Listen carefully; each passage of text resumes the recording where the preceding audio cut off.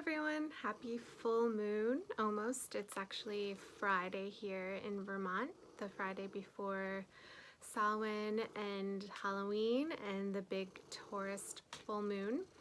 I apologize in advance if you can hear a little purring in the background. My cat is needing some extra love right now, so he is right near me even though you can't see him.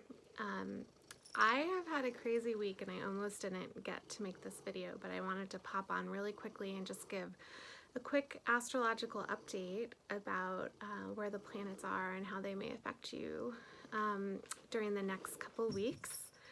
We are,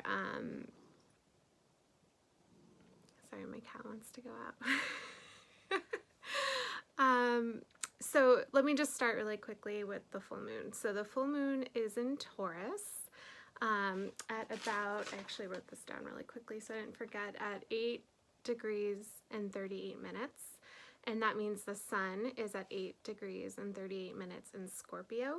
So all full moons are a culmination of energy. It's a great time to set your intentions, to not to set your intentions, to revisit the intentions that maybe you set during the new moon and to release anything you don't want to carry forward. And over the next 2 weeks before we hit the new moon, all the energy is just going to be building and building and culminating.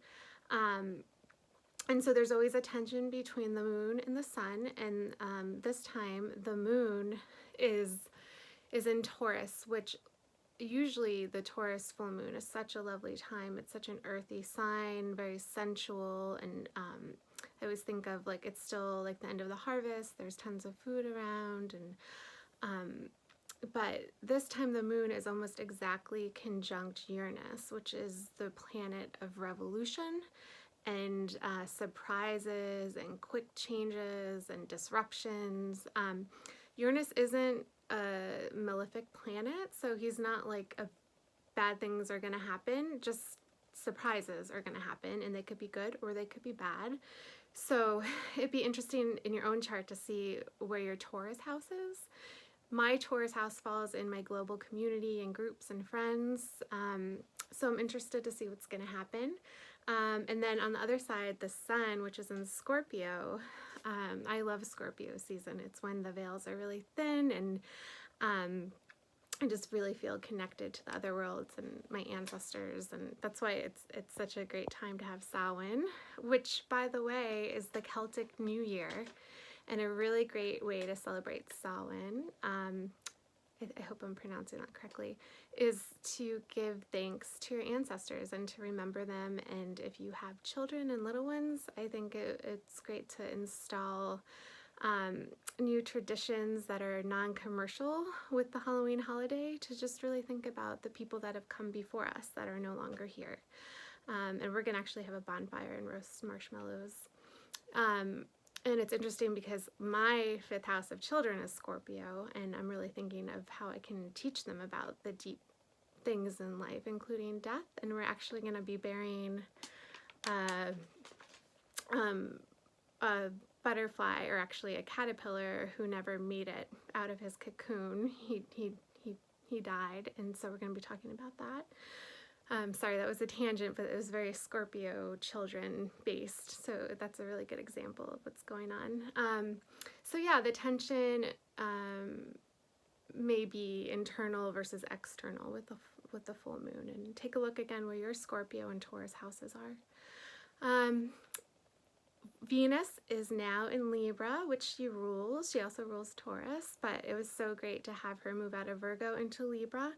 And in Libra, she loves to make her home beautiful and to be in beautiful surroundings and to dress herself beautiful and to be social and maybe buy things. And she just really loves to be in Libra. And she's not really making any aspects at the moment. But Mercury also just moved back into Libra. So Mercury is retrograde. I don't know if any of you have felt it or have really interesting Mercury retrograde stories to tell, but Mercury went retrograde a few weeks back at 11 degrees Scorpio, and so again, it's good to look at your chart and see where that is. And he's going all the way back to 25 degrees Libra. So I think that he was at 25 degrees Libra around September 29th. And so you might be revisiting some issues that came up then, some topics. Mercury retrograde is reviewing, redoing, rethinking, reworking. You might also, because it started to go retrograde in Scorpio, which is a water sign, you might have had issues with plumbing, water appliances. You also, because it was opposing Uranus when it went retrograde, you might have computer problems. I've had all of the above, but I won't bore you with my stories on this quick video. But I would love to hear yours if you want to comment. So yeah, Mercury is going to go direct, station direct on November 3rd, which is election day here in the United States. And whenever Mercury stations, whether it's direct or retrograde, it's when he is closest to the Earth, and that's when things that he rules can go haywire or just be more intense. So that's communication, the way we think, the way we travel, local travel, computer stuff. It happens to be election day, and he also on election day is going to be exactly square Saturn, which this isn't the first square, so I don't think there's going to be too many surprises, except I take that back because the sun is opposing Uranus this full moon, and so over the next 2 weeks, which includes the election day, there's going to be surprises. But what I can tell you is it's probably going to be a very slow process, and my guess is we're not going to know who the president is until much later than election night. Let's just hope for the best. And so I'm trying to think if there's anything else. The Mercury square Saturn's big. It could slow things down. It could be a little frustrating. Mars has been in retrograde for a while now, and because Scorpio is ruled by Mars, when Mercury was in Scorpio and he went retrograde, he is also ruled by Mars. So the whole Mercury retrograde is ruled by Mars, who is retrograde himself. So there's been a lot of slowdowns and frustrations and obstacles getting in the way. Good thing is Mercury is going direct on the 3rd, and Mars is going direct on the 13th of this month, which I'm actually very excited about. And he's not going to be retrograde in Aries for a very long time. So look at where Aries is in your chart, because Mars is going to start moving forward and things are going to start moving forward again. Yay. So yeah, I just wanted to give you a really quick update. I'm looking really quick to see if there's anything else I wanted to say.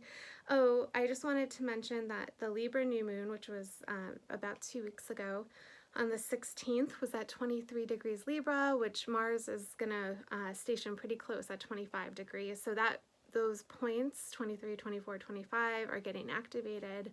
Whereas that in your chart, Libra represents diplomacy, equality, fairness, being in relationship with the other, finding balance in our life.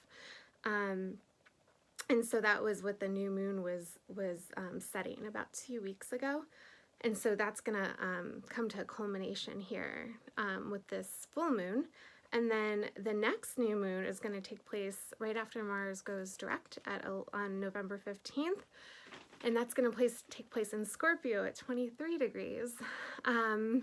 So the Scorpio Libra themes are going to keep coming up. And I just wanted to mention that. I'm actually looking forward to that Scorpio new moon. Probably because I have a couple planets in Scorpio and I love Scorpio season. So wishing you and yours so much love. Please comment. I love to hear like how the retrogrades are affecting you, what house they are in for you, what you think is going to happen during the election with the Mars square Saturn, and how the Mars retrograde has been affecting you too. And also, do you feel Venus in Libra like I do? Thanks so much for listening. Take care. Much love.